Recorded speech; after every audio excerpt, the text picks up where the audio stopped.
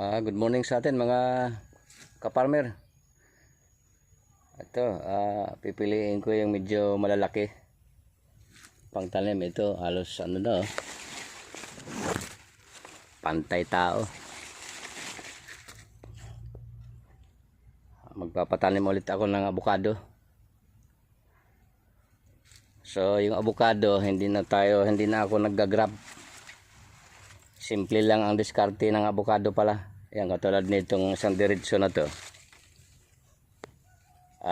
Kakapunin lang natin dyan, kakat natin dyan para maging masanga siya. Madali din siyang mamunga kahit hindi grafted. So, malalaking abukado to, yung variety nito.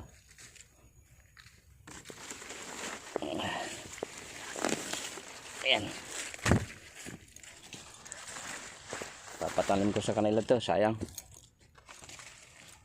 Ano na.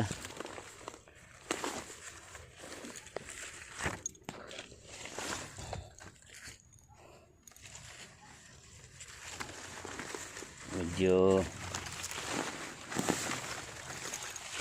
umugat na. Pero okay pa yan. Piliin lang natin yung malalaki muna. Ayan. Ayan, katulad nito, ayan, masanga siya. Ito kahit hindi na kahit hindi na putulan. Ito lang yung mga ganitong medyo tuwid. Ayan, kakapunin natin yan.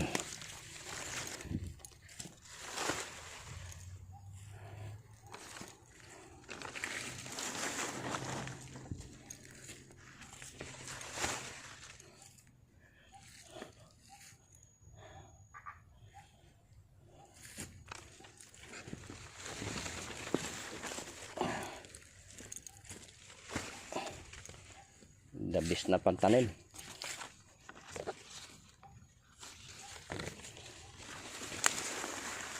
Ang palibasa nasa malaking plastic sila So piliin lang natin yung malalaki.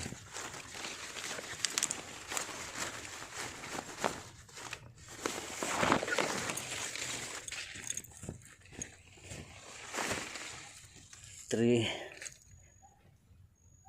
6, 9, 12, 15.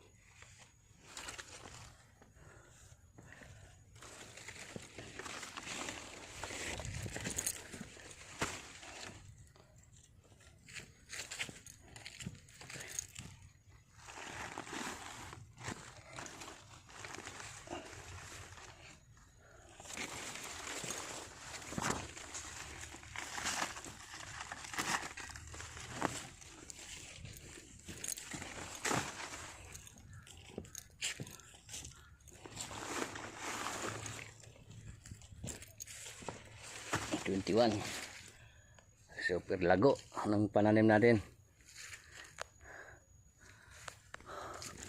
6 feet.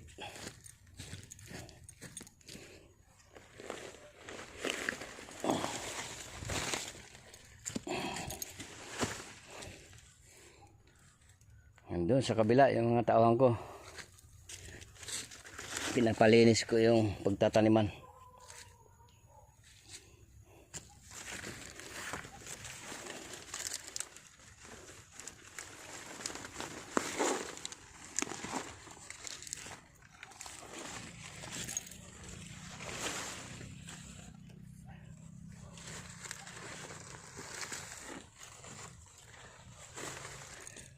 1, 2, 3, 4, 5, 6, 7, 8.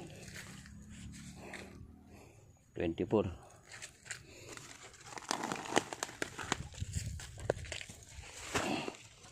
Five.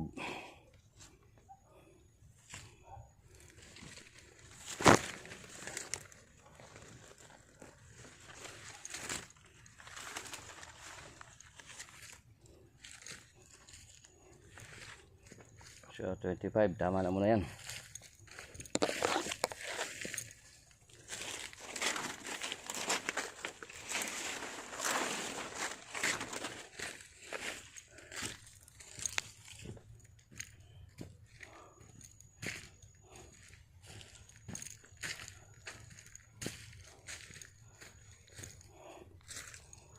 So marami tayong itatanim.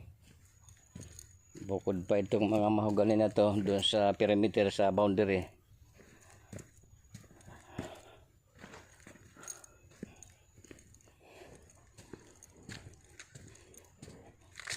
Ayan. Lago na rin ng ating dwarf. Yung dwarf coconut. Yung takunan variety.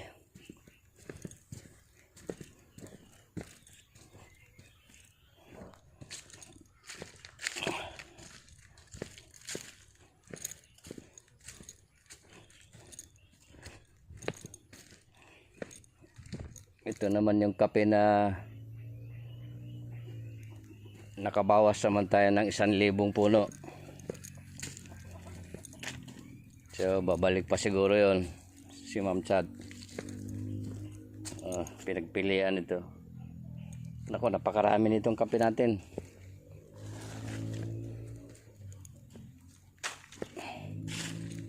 Mahigit 50,000. Ito naman yung ating kakao na nabawasan din.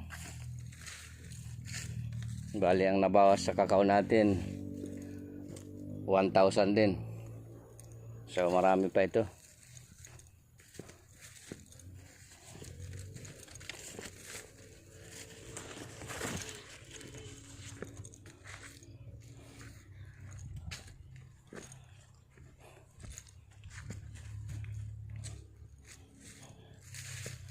Ayan pa yung mga kakao natin.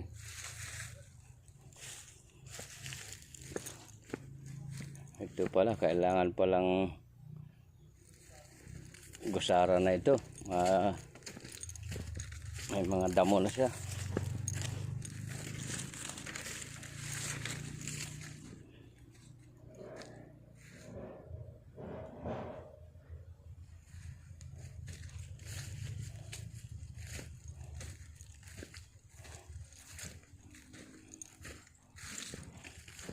Ito, pag-usara natin to.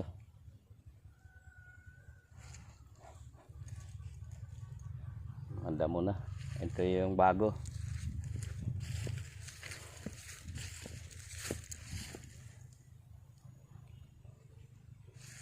Yung bagong punla na kakao. So yung mga bunga ng kakao natin ngayon, ferment na lang muna.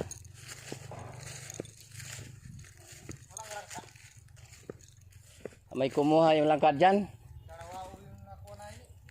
Dalawa lang? Maningin pa kayo dyan, tingnan nyo yun dyan. Tsaka may mga langka tayo dyan.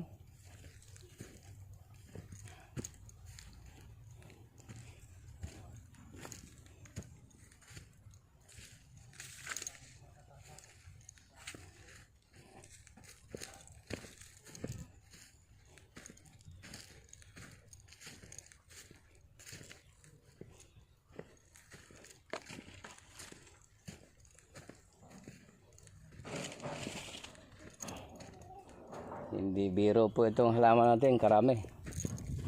Ito yung kape natin, oh.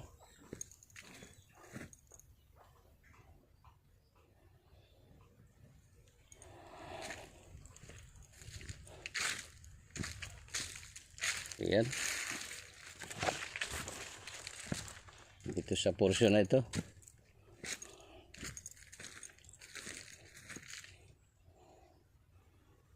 Marami-raming pantanim to. Tingnan din natin yung estado ng kasoy dito.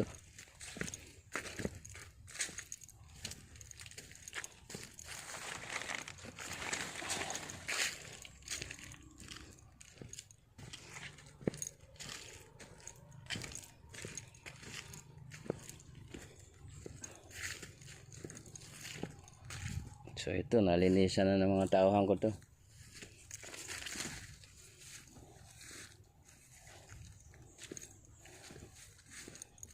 Malinis na.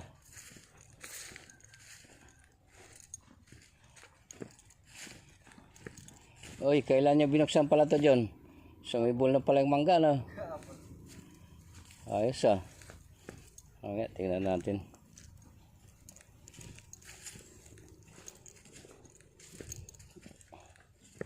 Yung sinasabi niyo doon, John, tingnan tuloy niyo yung mga saging doon kung may, ha? Kung merong matitiba.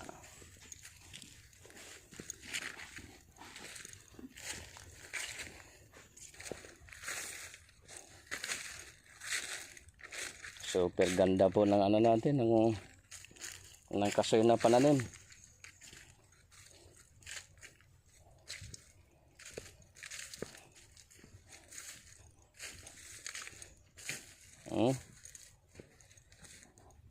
Maganda lalo tingnan nung malinis, oh.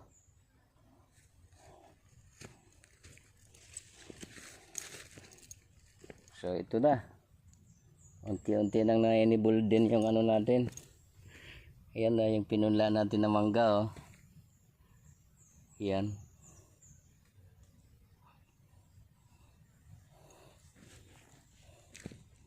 Ayan po, nagsisimula na rin sumibol yung pinunla natin yung una. Yung pinunla natin na mangga. Yan.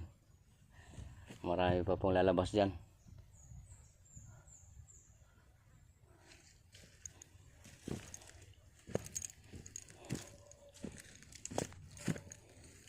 So, napakarami nating halaman na naipundar.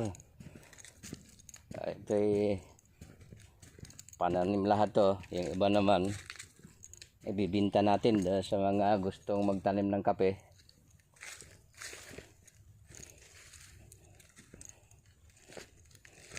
Yan, oh.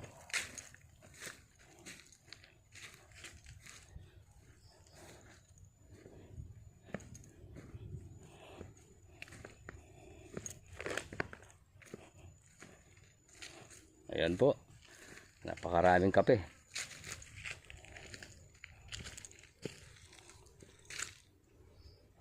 Marami pa rin tayong pananim na avocado. Sige mga ka-farmer, yun lang po yung ating konting update dito sa farm. Maraming salamat sa inyo. At yung doon po sa mga bagong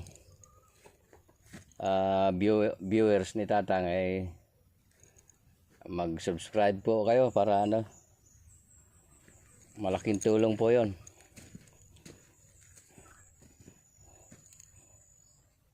Lalo na doon sa mas nangangailangan.